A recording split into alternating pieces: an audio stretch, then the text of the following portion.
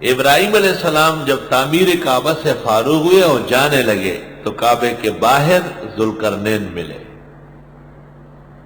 اور ذوالقرنین کے ساتھ الیک سلیک ہو گئی۔ حضرت ابراہیم نے پوچھا کہاں کا قصد ہے، کہاں آب حیات نکلنے والا ہے؟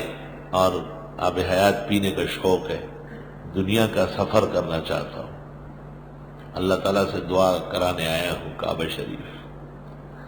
ابراہیم علیہ السلام نے کہا یہ میرا بھتیجا ہے بلیا بن ملکہ، بلیا جس کو خضر کہتے ہیں، اس کو ساتھ رکھو، بہت قابل آدمی۔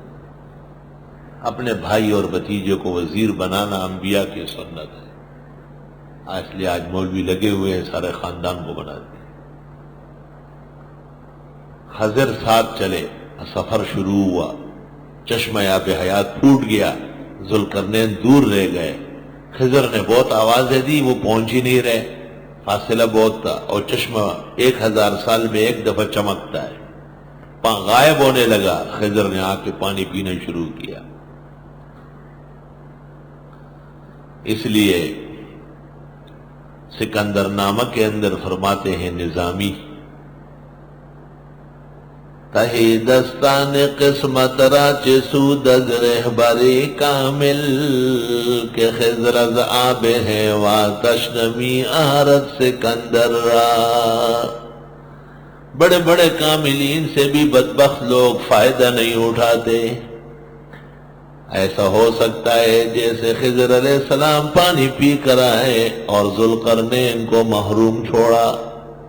تہی دستان قسمت را چه سود از رهبری کامل کہ خضر از آب حیوانش نمی آرد سکندر را۔